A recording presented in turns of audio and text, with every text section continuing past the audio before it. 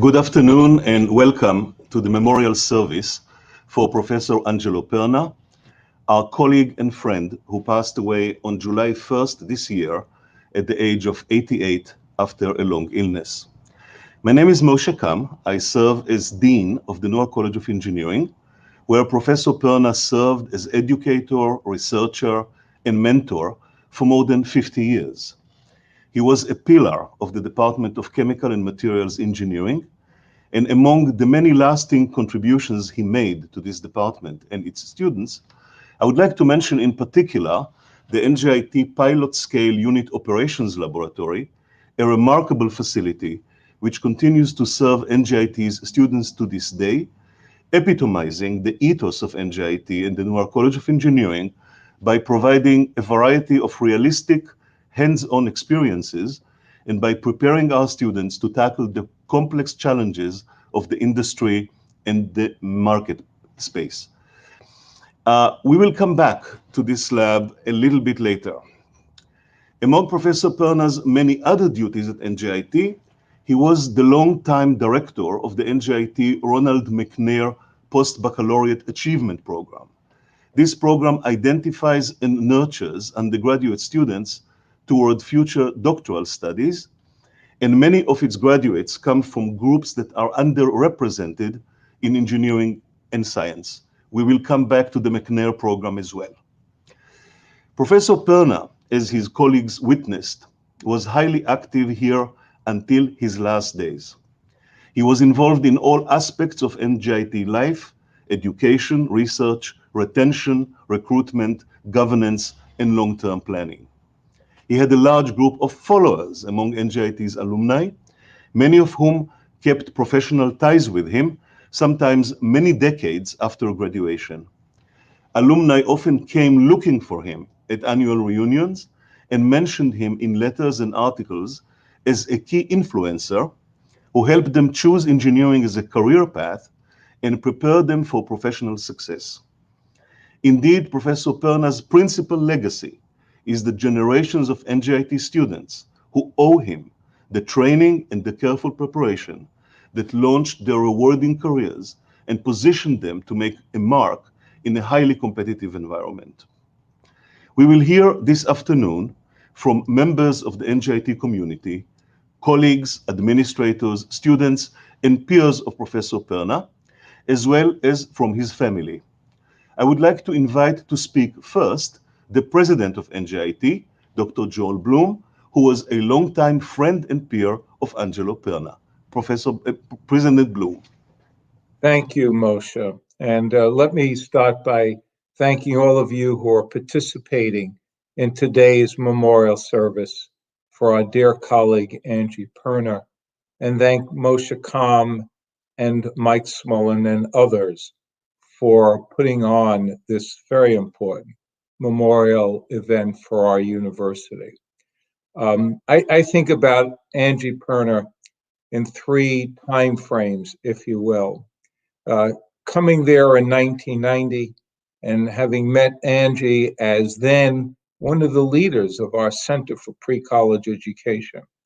I was always curious as to why such a accomplished faculty member would take the time to work with pre-college students who have yet to even think about engineering or going to college, very often underrepresented minorities and women.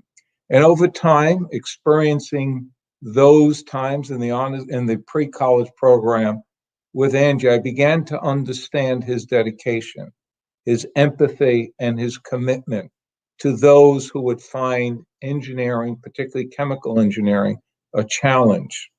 And he migrated that challenge from the Center to Pre-College Education to the first time I recall him coming into my office and talking to me about the McNair grant, of how we can move young students from pre-college days through NJIT into post-baccalaureate masters and PhDs. And I know a number of you are listening and a couple of you are participating in today's event. This is the vision that this man Angelo Perna had about his fellow human beings, that everyone should have an opportunity, regardless of their background, regardless of their economic status in life, to achieve, in Angie's eyes, the epitome of being an accomplished engineer. The second period of time that I recall, a bit more humorous in my experience with Angie, is what I'll call the hobbies summits. There's a period of time that scans 20 plus years when probably 3 to 4 times a semester, I would have the opportunity to go to lunch with Angie. And Angie's favorite place for us to go to lunch together was Hobby's Delicatessen in Newark. We'd often go, we'd offer one pastrami sandwich, one corned beef, share of French fries and cream sodas. And at that point, Angie would tell me about the history of NJIT as he had experienced it, as somebody who's actually was a leader of the union, the faculty union at one time of NJIT, to where he thought the excellence of this university should go, the excellence of NJIT. He was somebody who would always mentor, advise, cajole, challenge you to do more and to do better. He always felt that we were an underrated, underperforming to some degree, but with great bones.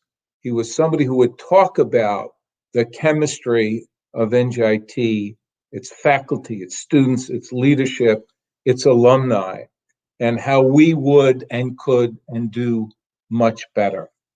The other time that I recall vividly, of the third period of time that I think about, is Angelo Perna as the barometer of the faculty. Throughout my experience with Angie, whether it was in my office on one side of the hall or my office on the current side of the hall, I would find Angelo Perna standing in my doorway.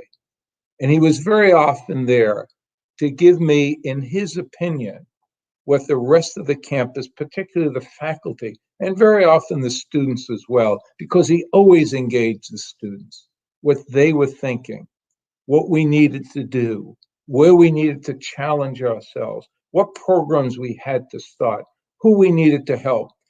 Angelo was a super sensitive, super insightful, very, very intelligent individual. And in my opinion, from when I met him in 1990 in the Center for Pre-College Education, until one of the last days I had the opportunity to speak with him as we were riding down the elevator, prior to his death, he continued to tell me and at times lecture me about what we must do for this university.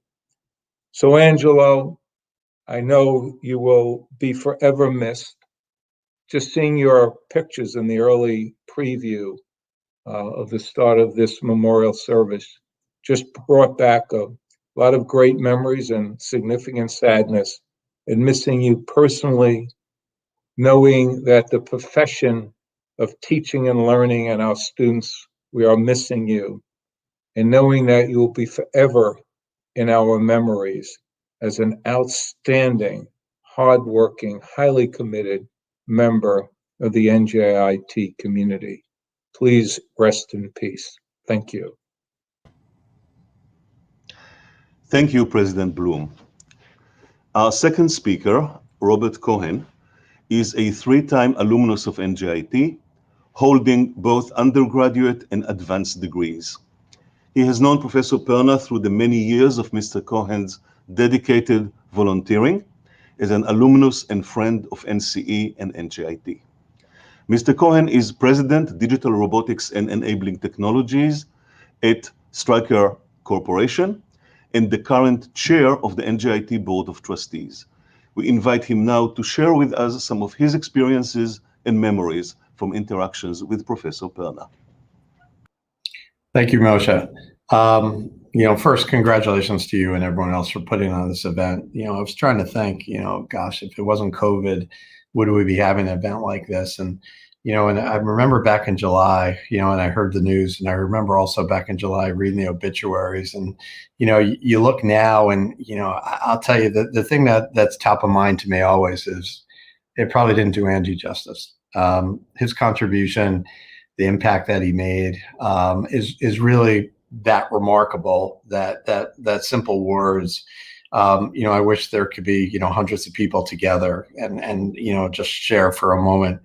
But I feel very fortunate and actually humbled to be able to speak here. I started back with knowing Angie probably closer. I've been going back and forth with NJIT, but probably in all earnest about 15 years ago. And 15 years ago, when I started with the NCE Board of Visitors, and then slowly worked my way through and became more active on that board, there were go-to people, right? There were people in the university that you would want to talk to. It was a different president, it was different administration, department chairs, there were some changes, there was a different dean, there was different provost at the time. And I had about 5, 6, 7 go-to people. And Angie was one of them. And he taught me, he educated me. I may not have always agreed with him, but you know what? I listened to him. His impact and his thoughts and things like that were always so good-natured. And even if I thought different, I knew his perspective was really, truly for the good of the school. It really was good for the school. So not only did I learn, but he taught me. He says, "Come here." I said, "Where are we going?" "Come here." I would walk in one day into Tiernan Hall on the 3rd floor. And he walked in the door and he said, "Look at this." And he goes, "I don't need to tell you anything else." Then we walked somewhere else. And he was trying to make a point, but he was trying to make an impression. And he took his own time at 6 o'clock at night to meet me early to do that. So I'll tell you what, from that perspective, from the NJIT perspective, that's awesome. With events, and I got involved a little bit more with the Alumni Association, I got to see firsthand, and words are words, but I got to see firsthand that at Alumni Association events, when Angie was always there, he was always there because the food was there too, but he was always there, and he was always interacting, and he was always welcoming alumni and students who were part of these events in a fantastic way. But I'll tell you, what he did, and I saw the alumni, and I saw the appreciation that alumni had, but I saw the relationship, the respect, not just as a faculty, teacher to student at one time, but as a professional colleague and as a mentor and as a researcher. And that doesn't just happen. That is something that's special. That's who a person is. That's nothing to do with your title, nothing to do with your position. That's who he was, and that's the impact of who he was and how he was. And then I think when you slowly evolve that and you think about it, I truly paused when I heard about his death. And you hear things like that, and are you surprised or whatnot? But you know what it made me pause? It made me pause that they're special. It made me pause that a person like that was so impactful. That a person like that, when I'm thinking, okay, now as a trustee and now chairing the trustees and working with the administration and interacting more with the faculty and, working closer with the faculty. I just came from a student senate meeting today as well. And I'm like, you know what? That's a role model. That's a role model that others should aspire to. The essence of NJIT and the commitment as an educator, the commitment for continuing the journey of this school to better and places, and not just sitting tight, not just getting to a certain point of level in their teaching profession where they could sit back. He didn't sit back. He provided input. He provided guidance. He provided worthwhile information that you had to listen to. For decades, he was consistent. For decades, he didn't tire. Probably till his last breath. His compassion for this university and the students associated with this university is awesome. For that, I could tell you, NJIT is forever grateful. For that, I think his compassion to students, they have benefited from Angie Perna. And for me personally, and everything he's done for me, I wish he was here because I probably didn't thank him enough. Rest in peace, Angie. Thank you, Mr. Cohen.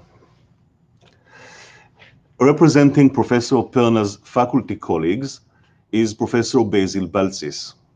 Professor Balsis serves as NJIT's Senior Vice Provost, and he is a longtime Professor of Chemical Engineering and an Associate of Professor Perna. Professor Balsis. Good afternoon. Thank you, Moshe. Any effort to pay tribute to someone like Angie Perna is a great honor and at the same time an intimidating task. I approach it humbly and in hopes of managing to convey some things about the great colleague and mentor. I'll take you back in time, March 1983, when I come from Minneapolis for a job interview at NJIT. During my seminar presentation in 373 Tiernan, I noticed someone smiling, standing, leaning on the wall, with an unlit cigar in the mouth. Yes, it was the period Angie was almost always chewing on a cigar he rarely lit, who I felt was measuring me. He didn't ask any question. A little while later, during lunch, again in the same room, he manages to get a seat next to me, although the table was practically full, and he engages me in one of the most interesting and probing discussions of the day. A few months later, August 1983, I joined NJIT as an assistant professor, and I start learning about the place, and I realize that Angie Perna has already played a pivotal role in the department through his involvement with the design of the chemical engineering labs, which, something truly unique, were pilot scale with respect to some aspects of them at least, and they were giving students an education using conditions as close to reality as possible. That was the mantra of Angie and a few of his colleagues at the time. He was later very proud to be recognized by a national award from the American Society for Engineering Education on laboratory teaching, and actually he was the inaugural recipient of this award. I also realized that Angie was very much involved back then in fundraising. And I also learned that I was hired, along with some other colleagues, Piero Armenande, who is still here, Dana Knox, who is with Angie, having left us unexpectedly and at a young age, and one more colleague who soon left us to become a multi-millionaire in Wall Street. All of us were hired based on or with the help of some funds that Angie Perna and Darren Hanesian had secured from Exxon at the time, with the intention to revitalize the faculty. They supported us through summer salary and also by sending us to different conferences. The intent was for the department to start having a serious involvement with research. And to achieve it, they had recognized that resources beyond what the institution could provide were necessary. Among one of their achievements was to raise enough funds to create 2 special accounts in order to support graduate students back in 1983. And they were hoping that the proceeds of these 2 accounts would be helpful. Unfortunately, and something that Angie regretted and never forgave, these funds were later absorbed by the Central University Administration because of the overspending of an acting chair that happened in 1 year. Angie was not only the effective fundraiser, he was the well-known educator. When I first came to NJIT, again in 1983, my first as a faculty member, my first meeting at the American Institute of Chemical Engineers National meeting in San Francisco, I bumped into a senior faculty member whom I had met as a student. He knew me, but he tried to look on my badge to see the name of the place where I was at. And he says, where in New Jersey is NJIT? Never heard of the place. When I respond in Newark, and before I tell and have a chance to say something, he says, look, in Newark, there is an excellent place for engineering education. It is called Newark College of Engineering. The chemical engineering program there is fantastic. It's like Purdue, both in size and quality. And there is a professor you need to go and meet. His name is Angelo Perna. When I explained to him that we were talking about the same place, he concluded, "You are in a great place then. Make sure you learn from Angelo." Diversity was something that was on Angie's mind for a very, very long time. In my early days as department chair in 2001, he came to my office and we had a long discussion on the issue. It has to be done right, he told me. We need to find capable individuals. They need to have the connection with the place or the region. They need to want to be really helpful. It was his idea for me to appoint the first woman ever appointed to the Departmental Industrial Advisory Board and make her chair. Our alumna, Liz Garcia, Angie's recommendation, proved an outstanding contributor and later served as NJIT trustee. In 2003 or 4, he comes again to my office. "Hey, I know of someone who will be completing his PhD in about a year and a half. Reach out to him. You need to cultivate prospective minority candidates ahead of time. He will have other opportunities, but we have a shot." Angie told me, and it was through his encouragement and also his intervention that at a certain point we managed to secure Lorenz Simon on our faculty. But although a strong supporter of female and minority colleagues, he always believed in they need to deserve it and not take advantage of their standing, he often told me, and he did not hesitate, as many of us know, to openly oppose anyone, no matter what, including female and people of color, if he believed they did not properly contribute to NJIT or that they took advantage of the department in the case of chemical engineering. In 2000, then Provost Van Buskirk instituted the master teacher designation for faculty who had a long and sustained record of teaching excellence. And she was among the 5 inaugural recipients of the designation. There were others better than me, he told me. And he said that often as we were trying to create different programs through the master teachers group, students loved him. And he had, especially in the early years, an outstanding way of making them understand even the most difficult material. It was his knowledge combined with a high level of empathy and a deep understanding of the special situation of every student that made him so successful. He was somebody who loved excellence, but was not an elitist. At one of the Omega Chi Epsilon, the Chemical Engineering Honor Society meeting, he would always remember to send the leftover food either to the AICHE student chapter. A number of students agonize over plant design there, he would say, or to the 3rd floor of Tiernan, back then computer room, saying, there is an exam in course X. Mind you, it was not his course, but he knew everything that was going on. And they, the students, came from work early to prepare. I bet you they have not eaten dinner. He would then grab one of the new inductees and say, hey, you, congratulations, you got in the Honor Society, but don't let this get on your head.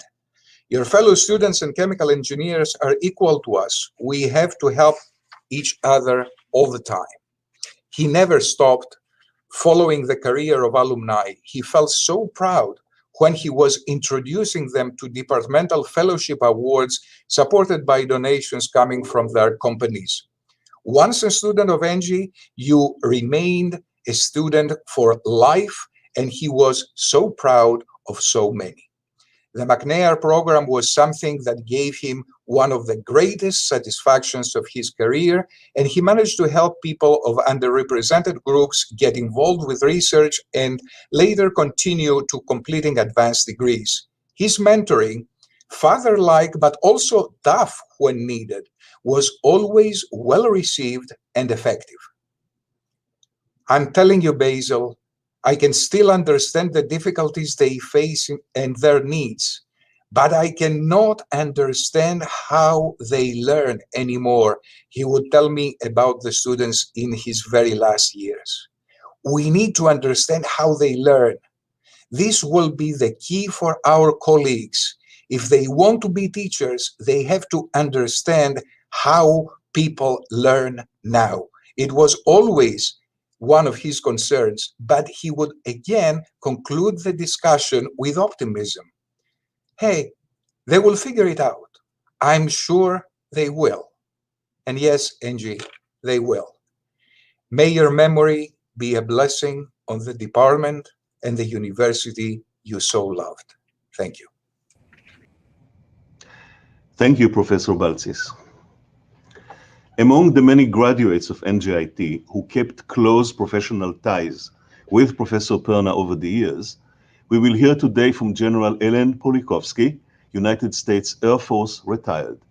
She is a 1978 NJIT graduate with a Bachelor of Science degree in Chemical Engineering, and also the recipient of an honorary degree from NJIT in 2013. It's a tremendous honor to have the opportunity to say a few words at Professor Angie Perna's memorial.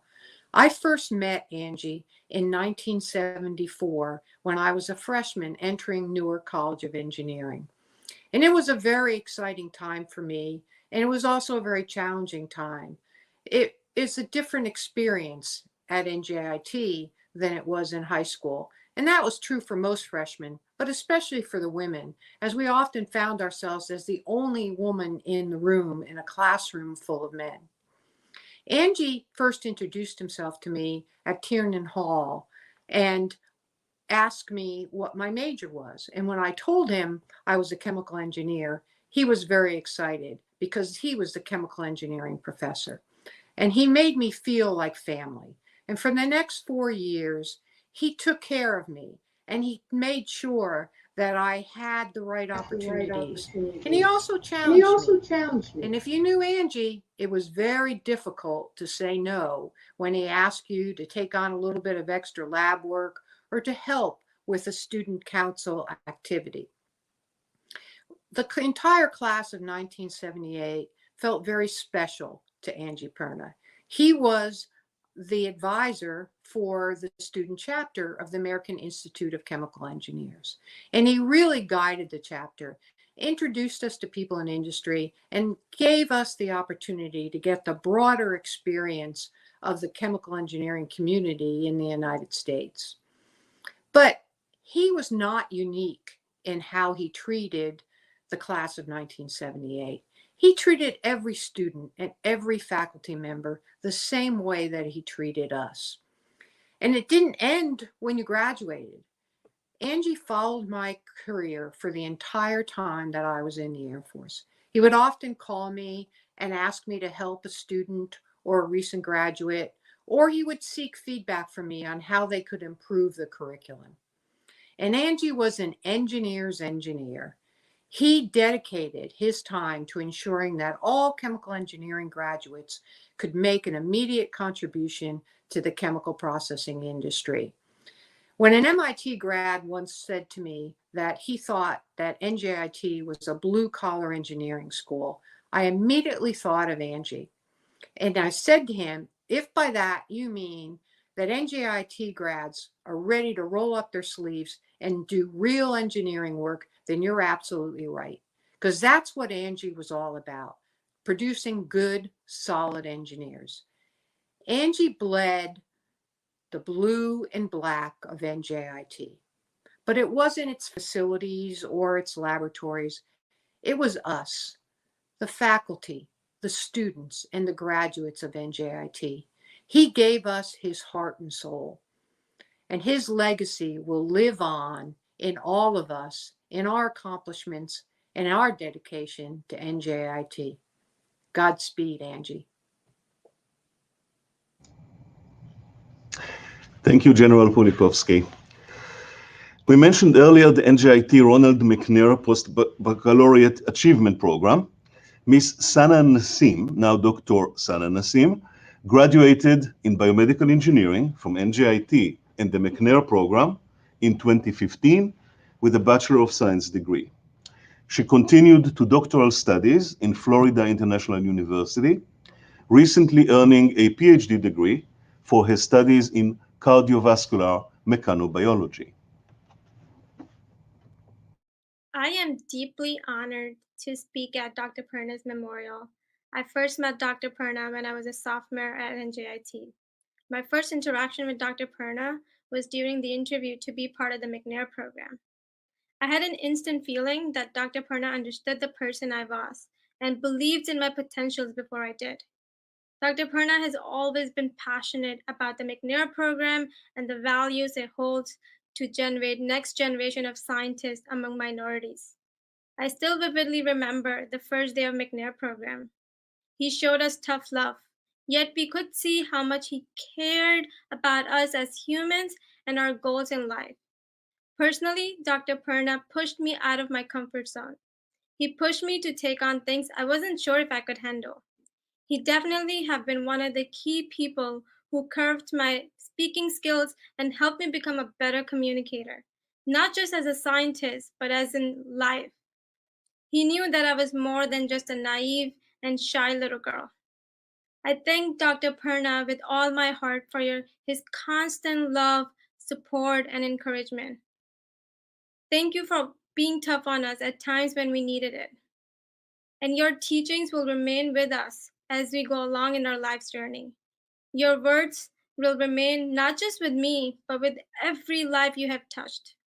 When I think of NJIT, one of the people that instantly come to my mind is Dr. Perna.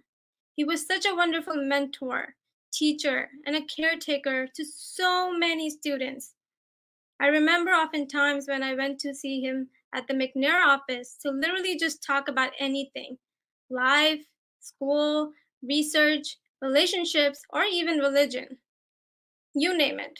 He always had great stories to share and have had the best advice. NJIT definitely lost a legend this year who deeply cared about NJIT's vision and morals. He has been so kind, loving, and a fatherly figure to so many students, and not just me. I will forever think of him at every step I will take in my life, for constantly rooting for me at every time I received an award for my research. I hope I continue to make you proud, Dr. Perna. Rest in peace and love you so much. Thank you. Thank you. Thank you, Dr. Nassim. We are gratified by the presence and participation of Professor Perna's family in this memorial ceremony. Mr. Dan Perna, a nephew of our departed colleague, has volunteered to represent the family in this gathering. On behalf of Palma, Angelo's wife, and the extended Perna family, let me begin by thanking the NJIT family for the tremendous outpouring of condolences and fond memories that were shared regarding my uncle, Dr. Angelo Perna, also known as Ange and even Angie by his esteemed faculty. I view this as an honor to be able to represent the Perna family, and I'm very grateful to NJIT for creating this memorial for Dr. Perna. We were restricted to celebrate Angelo's life in a meaningful way during his hard-fought battle with cancer and after his untimely passing. Personally, this memorial is helping me to bring some closure in seeing the remarkable achievements of my uncle, and more importantly, his impact on the lives of those he touched, given its appropriate due. Let me tell you a little bit about my uncle, Angelo Perna. Dr. Perna was one of 8 brothers and sisters. He was a proud veteran of the U.S. Army, serving in the Korean War. His achievements are well documented. He's the author of over 110 publications, 120 presentations, receiving over 80 institutional, national, and international awards for teaching, research, and service. Where I'd like to share my reflections today is around a sincere love for family, friends, colleagues, and students, and his passion for each of us to reach our full potential. Let me tell you a story, as my Uncle Angelo would say. We come from a big Italian-American family. I'm actually one of 16 nieces and nephews, and in traditional Italian families, Sunday meals for the family are very important. This meant us all coming in from our various suburbs into Brooklyn to have dinner with the family. And Angela would prepare for this by buying a huge bag of candy for the kids. And this wasn't chocolate or anything with any redeeming qualities. This was the most sugar-filled favorites that kids crave, but parents most likely denied us of. What my uncle would do is take this bag of candy and put it into a bowl, and then take that bowl and bring it to us and say, "Do not touch my candy." And he would take the bowl and put the bowl high up on my grandmother's curio cabinet. Now, he had full intentions on us getting the candy, of course, but what he wanted to see us do is kind of work and plot a way to achieve the goal. So what our nieces and nephews would do, my fellow nieces and nephews, would plot who would keep him occupied, who would get the chair to go, get the candy, who would keep a lookout, and then where would we go to go, reap the reward of this bounty of candy. I firmly believe Angelo wanted us to work together and struggle to obtain that sweet bounty, teaching us that the reward is that much sweeter when you work hard for it. Dr. Perna was very big on higher education and emphasized achievement in every and any profession you chose. He didn't have children of his own, but I really feel that he viewed all of us, including his students, as children. He was even bigger on accountability. He'd often check in on us to see how we were doing on school, all of the nieces and nephews. And he would do the same with the great nieces and nephews. He has 20 great nieces and nephews and 8 great nieces and nephews at this point. I'd tell him my grades and give him my best grades from neglecting math. I was good in the arts and the sciences and history, but math was my struggling. Can you imagine struggling in math with an engineered professor uncle? I'd get on a call with him and he'd simply tell me, "Well, how are you doing in math?" And I'd say, "Well, I'm trying." And he would say, "There's no trying, just do." He believed in everyone's potential. There were no excuses. Hard work would get you there. It wasn't until later in life that I felt the tremendous pride he had in his family achievements above his own. He was very generous and humble about his awards and achievements. We'd find these things out secondhandly. He neglected his own celebration, instead focusing on how we were doing and flashed that authentic Angelo Perna smile when you told of promotions, successful ventures, or world travel that you were exposed to. His true joy and calling was to enable others to succeed. In closing, once again, thank you, NJIT, from the bottom of my heart for this opportunity to memorialize Dr. Angelo Perna. And keep striving for that candy dish. Rely on others around you to help you. I can promise you the reward is that much sweeter once you achieve it.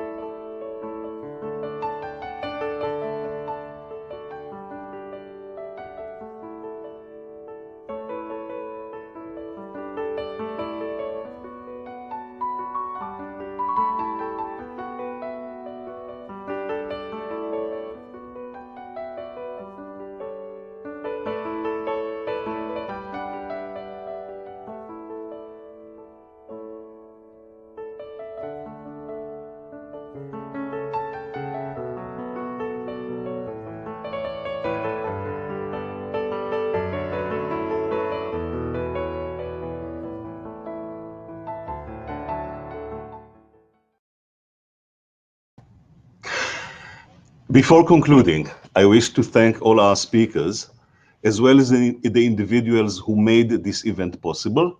Among them are Angela Vega Irvin, Zara Williams, Carolina Yanez, Vincent Lombardo, and Mike Smolin. Ladies and gentlemen, our formal program is coming to an end, but the impact and positive influence of our colleague Angelo Perna will continue to contribute to the lives of his students and associates for many years to come.